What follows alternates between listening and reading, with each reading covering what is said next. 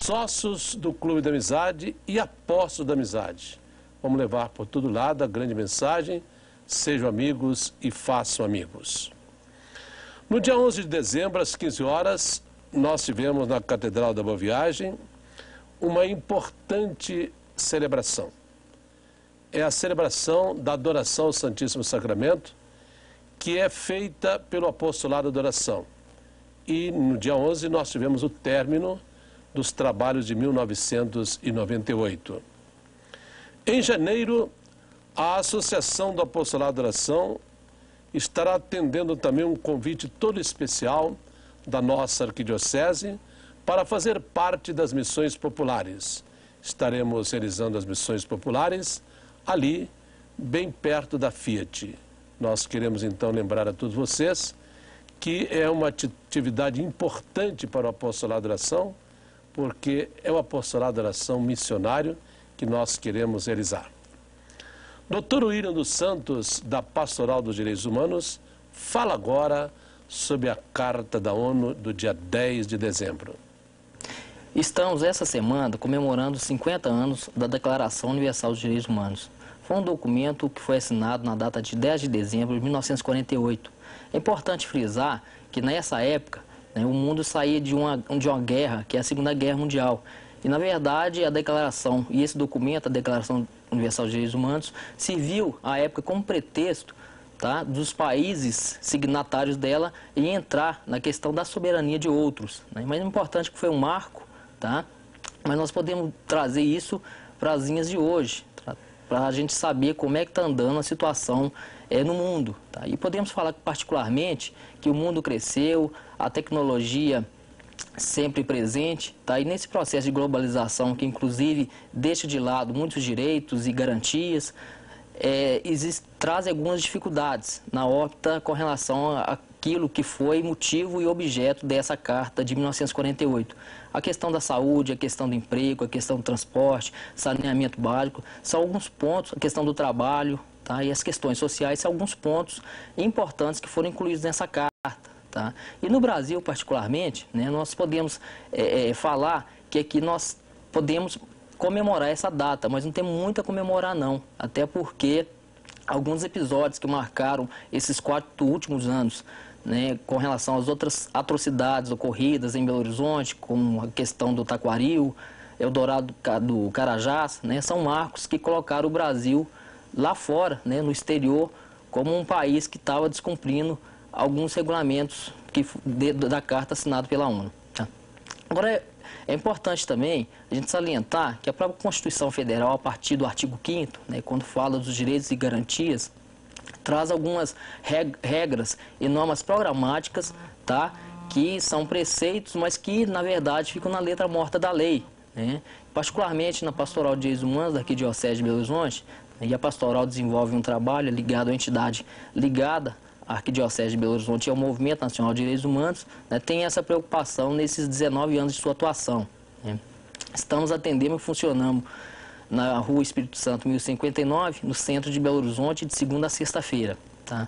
E é importante esse espaço também para a gente poder fazer uma reflexão daquilo que queremos, porque, na verdade, o que nos chega hoje, tá, são diversas formas que acontecem com relação à não aplicabilidade de algumas regras fundamentais. Pegamos alguns exemplos. A gente vai pegar, por exemplo, a questão do salário mínimo. Diz o texto constitucional que o salário mínimo tem que dar conta da questão da saúde, da habitação, tá, da educação, do alimento, do vestuário. E a gente sabe que, na verdade, significa uma letra morta, porque o salário mínimo hoje não dá nem para suprir as necessidades e a ração básica de uma família. Então, nessa crise que existe hoje, todo esse processo, esse sistema, é necessário que a questão dos direitos humanos seja bem enquadrada, e seja respeitada. E nós podemos falar com toda certeza, com o que anda o mundo de hoje,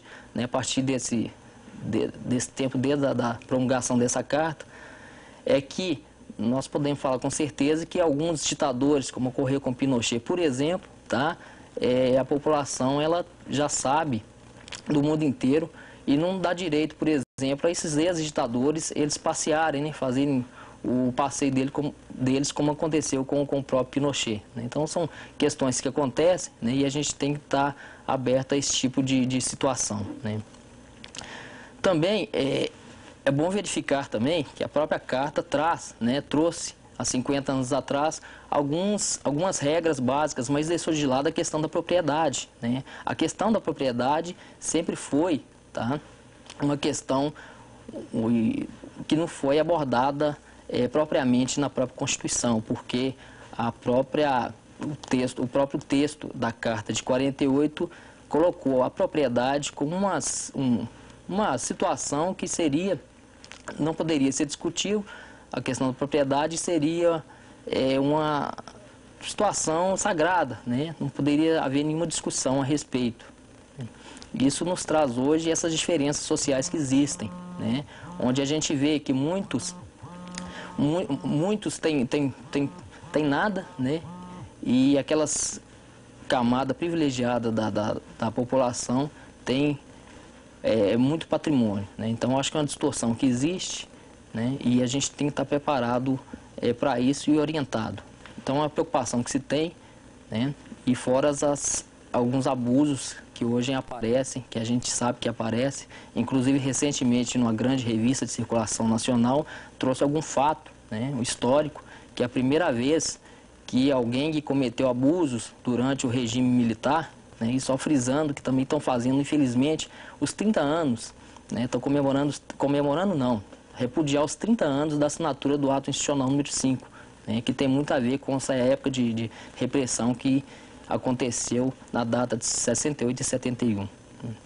Então, acho que aí você deixa essa reflexão para os senhores ouvintes e a gente nos perguntarmos, né, o que poderemos fazer para melhorar, tá, o sistema carcerário, até para a ajuda do próximo, né, o que a gente pode fazer nessa sociedade injusta para a gente avançar na luta e continuar nessa sobrevivência desse mundo selvagem. No dia 15 de dezembro, começa oficialmente a novena de Natal. Nós queremos que todos vocês façam a novena de Natal, quer seja na sua rua, no seu quarteirão, no seu edifício, ou mesmo dentro da sua casa. Mas o certo é que todos devem se preparar bem para viver o Natal cristamente. Vai haver um curso de teologia de férias, uma promoção da PUC, Pontifícia Universidade Católica de Minas Gerais, até o dia 31. Os interessados, 31 de dezembro, os interessados devem fazer as suas inscrições lá na PUC.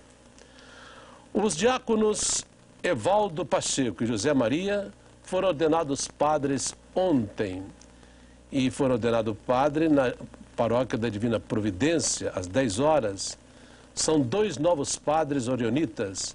Todos nós sabemos que o Lar dos Meninos é dirigido em Belo Horizonte pelos padres da congregação de Dom Orione. Em janeiro, na paróquia do Menino Jesus, nós vamos ter mais um curso de canto pastoral, sempre ministrado pela irmã Miriam de São Paulo. As pessoas interessadas em fazer este curso terão que se dirigir à secretaria da paróquia do Menino Jesus, ali no Santo Antônio, para se inscreverem e vamos atualizar os nossos cânticos das nossas celebrações.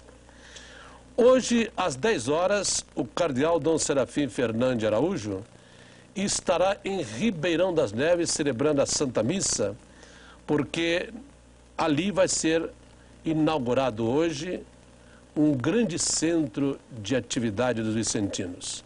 É a Cidade dos Meninos, que foi construída pelos vicentinos e que hoje será inaugurada. Vale a pena a gente visitar esta obra, porque não só ela ficou grandiosa, mas vai prestar um grande serviço às crianças de rua, principalmente. Nós queremos parabenizar a todos os vicentinos que deram de si o melhor para que nós estivéssemos agora inaugurando a Cidade dos Meninos São Vicente de Paulo.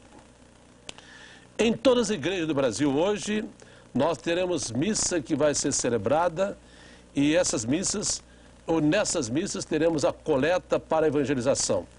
Agora teremos uma coleta da CNBB durante a quaresma, coleta para as obras sociais e essa coleta do advento que vai ser a coleta da evangelização.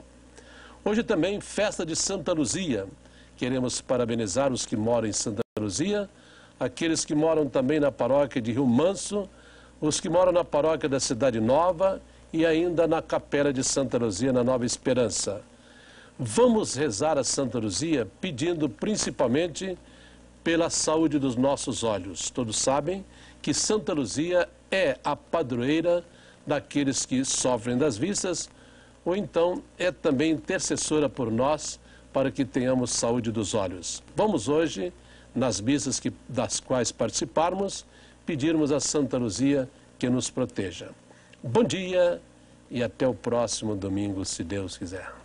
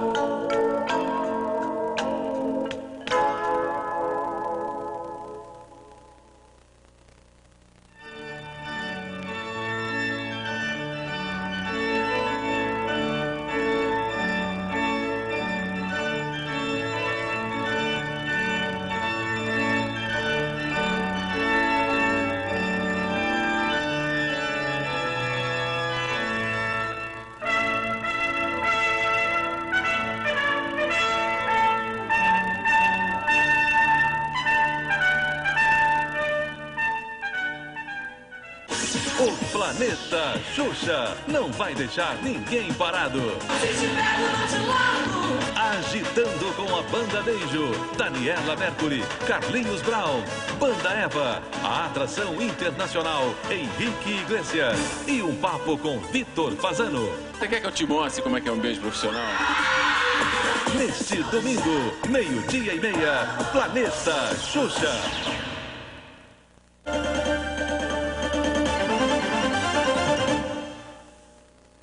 Bom dia. Cerca de 35 mil pessoas morrem por ano em acidentes de trânsito no Brasil. E aproximadamente 190 mil pessoas ficam com sequelas para o resto da vida. Uma das principais causas do agravamento da situação dos acidentados é a falta ou socorro mal feito. Acidentes de trânsito com vítimas acontecem a cada 3 minutos. A cada 4 horas morre alguém acidentado. Os números são dramáticos, mas escondem um problema ainda maior. Na pressa de ajudar e sem saber como agir, muitas vezes as pessoas acabam prejudicando as vítimas. As equipes de resgate são rápidas e eficientes, mas nem sempre conseguem chegar a tempo. Na luta para salvar uma vítima de acidente, alguns minutos podem significar a diferença entre a vida e a morte. O que acontece muitas vezes é que ninguém acredita que no meio das ferragens possa existir alguém com chances de sobreviver. É quando as pessoas que estão por perto demoram muito para acionar o socorro, sem imaginar que a medicina está preparada para salvar até quem já perdeu os sinais de vida. A professora Luciane Mendes da Silva sofreu um acidente grave há 2 meses. Ela teve uma parada cardíaca, ficou 4 minutos sem respirar e escapou por pouco. Várias pessoas disseram que não tinha mais socorro, que no meu caso já era perdido, porque eu estava realmente em estado bem lastimável, né? Uma das pessoas chamou o resgate, eles vieram rápido e aí eu pude ser atendida, né? Nasceu de novo. Nasci de novo. Os especialistas recomendam: quem assistir a um acidente nunca deve pensar que a vítima está morta, mesmo que pareça. Através de técnicas adequadas de massagem cardíaca ou de respiração, um coração parado pode ser reanimado. Ou seja, uma vítima aparentemente morta, nos conceitos populares, ela é perfeitamente reanimável e pode ser salva. Para falar sobre resgate de acidentados e direção defensiva, nós vamos conversar hoje com uma especialista nesse assunto, Rosana Antunes. Rosana, bom dia. Bom dia. Você se tornou uma especialista nesse assunto depois de ter vivido um drama familiar em relação a um acidente. O que aconteceu? A minha família sofreu um acidente automobilístico em 91. No acidente, a minha mãe fraturou a coluna e foi transportada de forma inadequada até o hospital. E ela ficou paraplégica. Você acredita que realmente esse resgate ainda é muito mal feito? Existe pouca orientação no Brasil para que as pessoas possam fazer um resgate de maneira correta?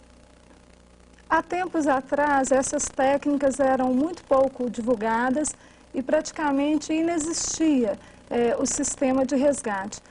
Foi dado muita ênfase nos últimos 3 anos, inclusive em Belo Horizonte a partir de 94, e melhorou radicalmente nesse aspecto. Hoje, quais que seriam os pontos mais graves num resgate de uma pessoa? Quais são as falhas mais comuns? As falhas mais comuns são o transporte inadequado. As pessoas acham que a primeira providência é tirar a pessoa do automóvel e levar para o hospital. E isso não é a postura mais adequada.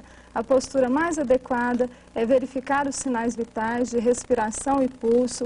O transporte é uma das prioridades terciárias, é quase que uma das últimas coisas para o procedimento. E as pessoas, o que fazem, em primeiro lugar, é pegar a pessoa de qualquer forma, colocar em qualquer veículo, um veículo pequeno às vezes, e remover para o hospital. E isso é que ocasiona, né, várias sequelas irreversíveis, como as da minha mãe, e às vezes até morte. No caso específico aí da sua mãe, como foi feito esse transporte? Ela foi tirada do carro e foi conduzida sentada até o hospital, com a coluna fraturada. E isso provocou a lesão da medula. Porque às vezes no acidente a pessoa só fratura as vértebras da coluna e elas são passíveis de reparação. Mas se lesar a medula, e isso ocorre muito com o transporte inadequado, as sequelas são irreversíveis e são sequelas que comprometem todo o funcionamento do corpo e são muito sérias. Com o Código Nacional de Trânsito, existe alguma coisa em relação a primeiros socorros que entra em vigor a partir já de janeiro? Você acha que isso pode melhorar a situação no caso de resgate? Sim. Uma das conquistas, bem interessantes é o aprendizado de noções de primeiros socorros para os candidatos à carteira de motoristas e para os que forem renovar. Outra introdução interessante, outra conquista, é a noção de primeiros socorros, né, nos manuais dos proprietários dos veículos, nos manuais dos carros, o kit de primeiros socorros. E eu acredito que quanto mais essas informações forem divulgadas, mais as pessoas vão tendo esclarecimentos e essa postura, né, de socorrer uma vítima de trânsito vai auxiliando, né, na redução do número de mortos e de sequelados. A partir desse acidente, né, que você e sua mãe sofreu e que você acompanhou de perto todo o processo de restabelecimento e tudo mais, você criou um manual de valorização da vida, não é isso? Como que é esse trabalho que você fez? Não, eu morei praticamente quase 5 anos acompanhando o tratamento da minha mãe em hospitais. E nos 6 primeiros meses de hospitalização, eu fiquei impressionada com a quantidade de jovens e de crianças e de pessoas que ficam paraplégicas ou tetraplégicas em consequência de um socorro incorreto.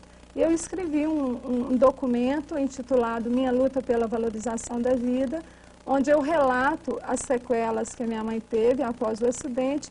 E nesse documento, na época, ele foi escrito em 92, eu dou sugestões super simples que, se fossem implementadas, reduziria o número de mortos e de lesados. Você acha que essas suas sugestões hoje já foram aceitas e já estão aí vigorando? Todas essas sugestões deste documento que eu redigi foram incorporadas ao Código de Trânsito Brasileiro e, felizmente, todas elas se transformaram em lei. E quais foram essas sugestões? Quais foram as principais sugestões? Essa do aprendizado de noções de primeiros socorros para os motoristas e para os que forem renovar, para os novatos e os antigos, a introdução nos manuais das montadoras, no manual do proprietário de noções de primeiros socorros, o estojo de primeiros socorros, e os encostos de cabeça e o cinto de 3 pontos como itens de segurança passiva nos bancos de trás dos automóveis. E você acredita que com essas medidas já está tudo resolvido ou outras medidas precisariam ser tomadas em relação a itens de segurança nos carros? Olha, quanto mais eu aprendo sobre o trânsito, quanto mais a minha luta continua, mais eu vejo que tem que ser feito inúmeras coisas ainda, principalmente em relação ao transporte de crianças. O que você acha que precisaria ser feito? Porque hoje é obrigatório o transporte correto de crianças no banco de trás, numa cadeira específica para a idade. Mas isso não é cobrado. Você acha então que além da lei está faltando a cobrança da aplicação e dos pais, né, transportarem os filhos menores de 4 anos com as cadeirinhas que são os dispositivos adequados. Eu acredito que falta muita coisa ainda. A seguir nós vamos falar um pouquinho sobre direção defensiva.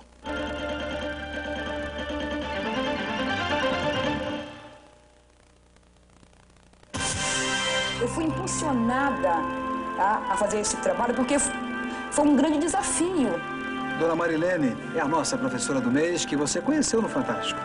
E eu vibro quando uma criança, ela vai crescendo aos poucos, ela vai se desenvolvendo. Eu vibro junto com ela. Essa é a homenagem do Brasil 500 ao entusiasmo e à dedicação do nosso professor. Brasil 500 anos, todos pela educação. Apoio Banco Itaú. Vem aí, o show que vai fazer Minas cantar. Sons de Natal, uma homenagem ao Clube da Esquina. Grande show com Flávio Venturini, Grupo Nós e Voz, Orquestra de Câmara SESI Minas e Coral de Vozes Infantis. Dia 18 de dezembro, em Contagem. Compareça e traga 1 quilo de alimento não perecível. Realização, SESI Minas. No Domingão do Faustão, Antes e depois da fama com Fat Family. O humor de Nerso da Capitinga. Os sucessos de The Mendes e Banda Beijo. E a polêmica que envolve a foto tirada no show do cantor Leonardo. No retrato, o cantor Leandro teria aparecido no lugar do irmão. Neste domingo, mais cedo, 2h15 da tarde, Domingão do Faustão.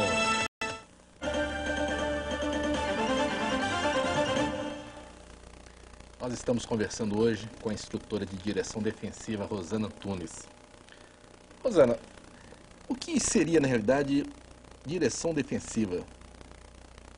Direção defensiva é o motorista que evita o acidente a qualquer custo, independente das atitudes contrárias dos outros motoristas e das condições adversas da via. Ele faz tudo e obedece a legislação, a sinalização, usa o cinto de segurança, nunca bebe e dirige, ele é uma referência, é um exemplo do bom motorista. Qual avaliação você faz hoje do motorista brasileiro? Fica difícil avaliar, porque segundo dados do Denatran, Departamento Nacional de Trânsito, 90% dos acidentes no país ocorrem por falha humana. Então, isso nos mostra claramente que são os nossos motoristas que estão errando. Você acha que a relação entre o carro e o motorista é uma relação aí meio desvirtuada, vamos dizer assim? Com certeza. O automóvel, ele deveria servir, né, como um meio de transporte e de forma organizada, sem causar estes números e essas tragédias diárias que a gente confronta todo dia. E o que se vê não é isso, né? Os números são alarmantes e o motorista entra dentro do carro, ele se sente totalmente protegido pela máquina, dentro daquele habitáculo, se sente um senso de mortalidade enorme e ele acredita que nada vai acontecer com ele. E ele ousa mais, ele fica totalmente, ele se transforma. Ele ousa mais, se sente muito seguro, muito protegido e acaba provocando os acidentes. Na sua opinião, existe diferença no modo de dirigir entre os homens e as mulheres? Eu acredito que as mulheres são mais cautelosas, são mais prudentes e os homens são mais atrevidos, mais ousados. Nas estatísticas de acidente, o número de acidentes envolvendo homens é maior do que envolvendo mulheres? Com certeza. Qual seria essa proporção? Eu não tenho os dados exatos, mas uma grande prova disso é que as seguradoras dão descontos maiores, né, para as motoristas mulheres. E elas realmente estão muito menos envolvidas com os acidentes de trânsito, com certeza. Hoje os jovens, eles têm um acesso mais fácil e mais rápido ao volante, ao carro. É o sonho de consumo talvez mais forte entre os jovens é o carro. Você acha que o jovem, ele está entrando nesse trânsito preparado para ser um motorista, um bom motorista? Eu acho inquestionável a questão da habilidade ao jovem ao volante. Ele dirige, às vezes, muito bem, até melhor do que um adulto de 40 anos. Às vezes, um jovem de 16 anos, ele tem uma perícia ao volante maravilhosa. Mas o problema é a questão emocional, é a imaturidade.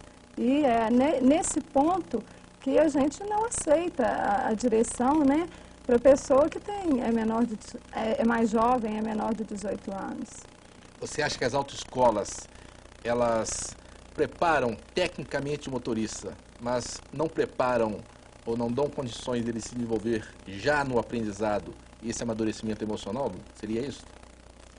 Ou você acha que a autoescola não tem esse papel? Como tratar disso?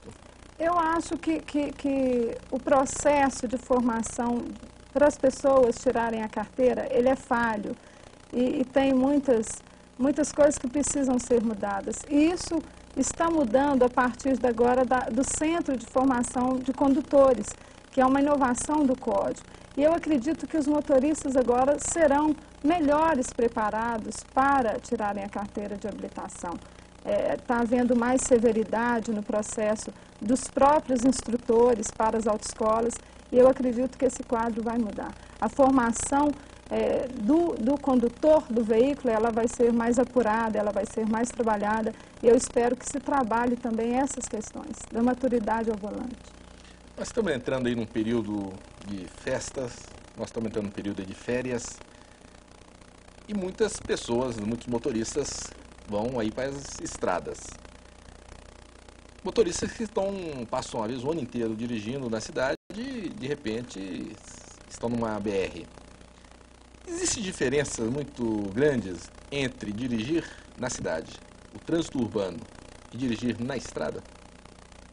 A diferença não é tão grande, mas o que o motorista tem que avaliar, principalmente, é o seu estado físico, porque é muito diferente você fazer percursos pequenos na cidade e você se empenhar aí numa viagem de 400 quilômetros, 500 quilômetros. E se você realmente estiver cansado, esse seu cansaço pode te trair.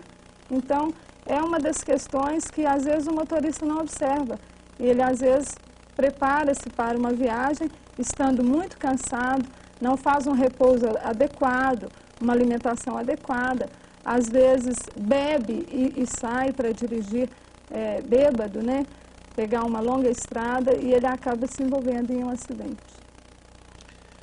Depois do intervalo, nós vamos saber se o novo Código de Trânsito está contribuindo para diminuir o número de acidentes no Brasil.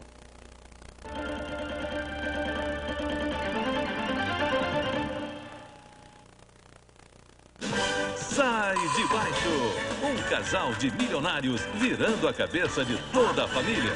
Então, Lourão, vai fazer o pedido agora ou vai ficar só no couvert? Neste domingo, depois do Fantástico, Sai de Baixo. Agora na Mania Celular, a habilitação é zero. Aparelhos digitais pelo menor preço do mercado. Tudo em 3 vezes iguais. E na compra de um celular, você ainda concorre a um carro 0 km. Basta responder a pergunta: qual a loja que tem mania de vender barato? Mania Celular. Bahia Shopping, Big Shopping e Shopping Del Rey. Telefone 274-6633. Mania Celular, o seu agente Telemig Celular. A Cidade dos Meninos está sendo inaugurada domingo próximo, dia 13. Você que sempre tem nos ajudado é o principal convidado para a sua inauguração. Venha participar conosco desta festa maravilhosa a partir das 9 horas, com missa, solenidades e jogos esportivos. A entrada é franca, mas se você quiser participar também do 11º churrascão a partir das 12h30, compre seu convite. Informações 273-6633. Cidade dos Meninos, São Vicente de Paulo. Você ajudou a construir. Fim de ano na Globo. Roberto Carlos Especial. Nossa Senhora, me dê a mão. Toda a emoção do rei, cantando seus maiores sucessos, falando de amor. Dia 22, Roberto Carlos Especial.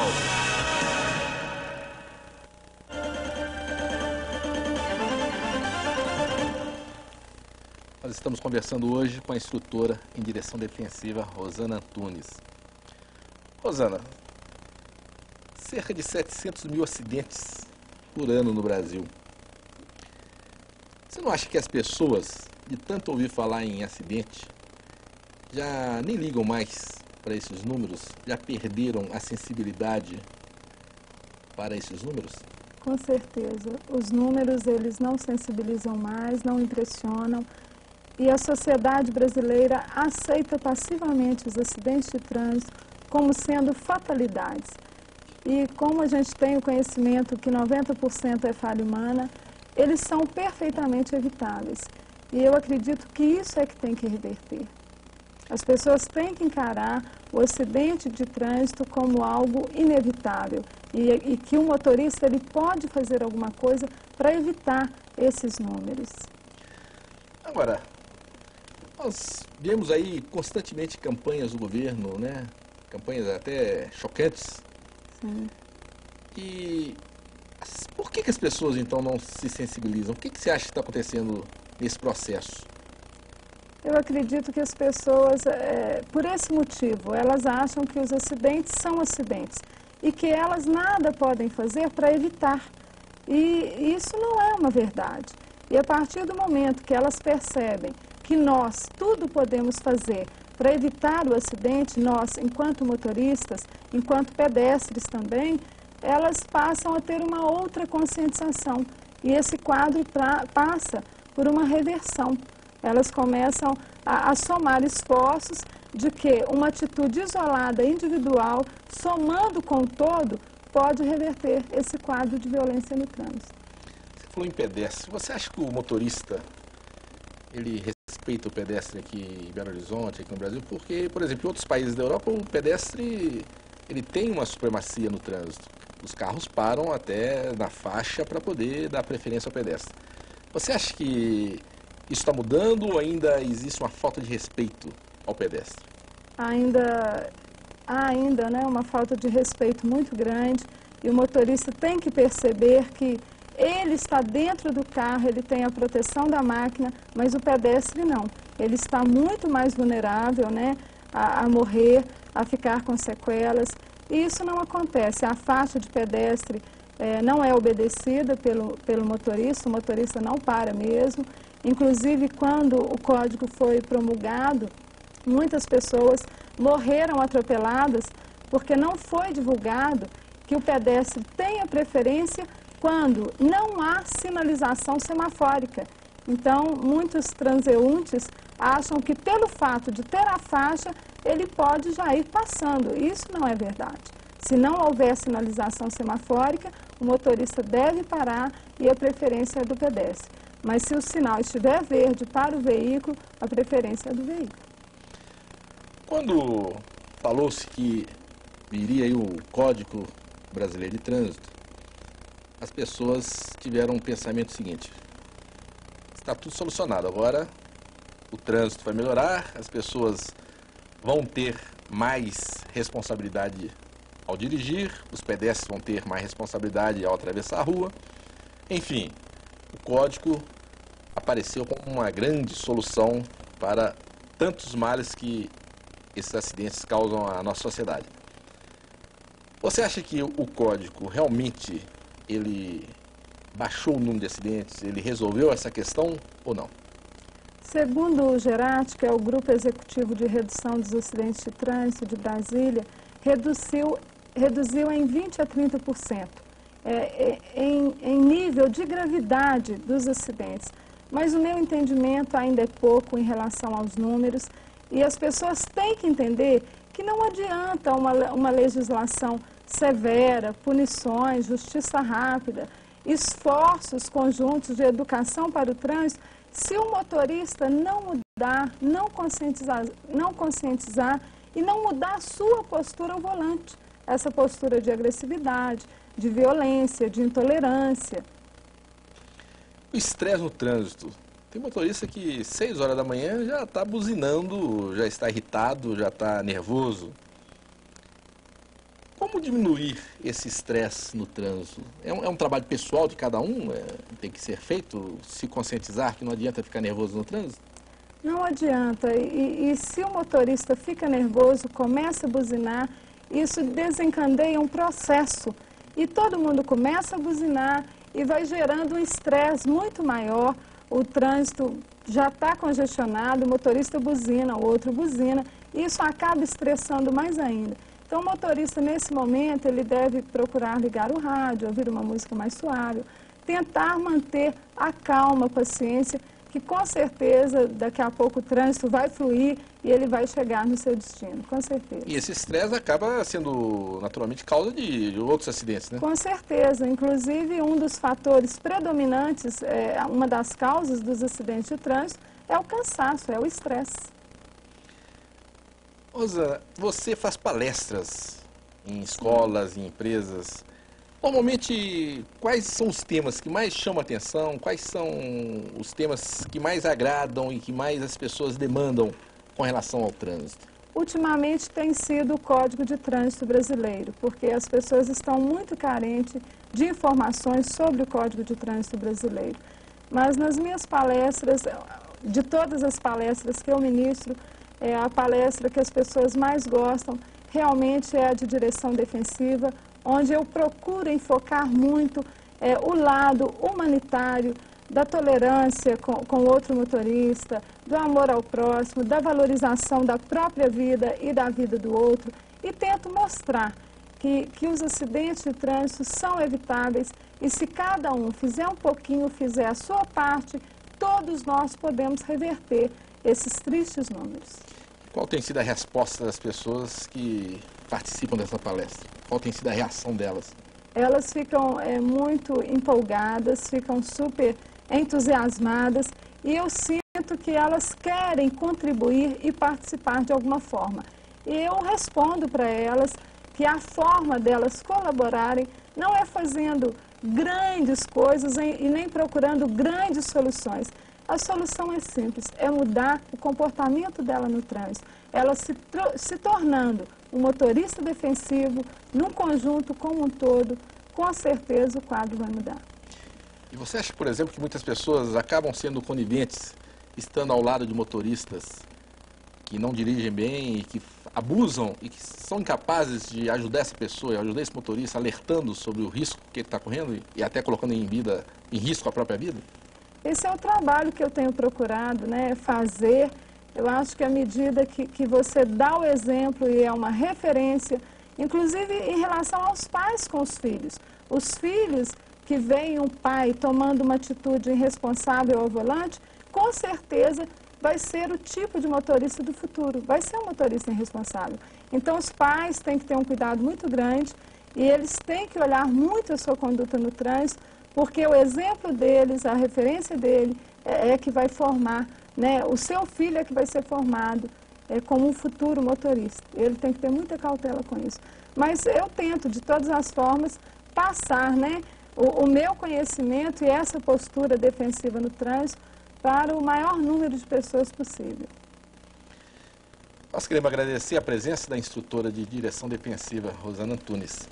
Esperamos que os motoristas tenham mais consciência e mais responsabilidade ao volante. Somente assim teremos uma cultura de valorização da vida. Uma ótima semana para todos e até o próximo domingo.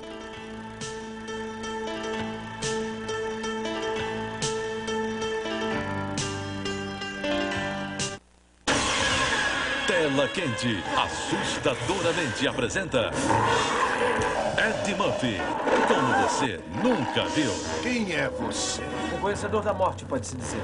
Ele é o último dos vampiros e precisa encontrar uma companheira. É você. Para manter vivo o terror. Você agora é a morte.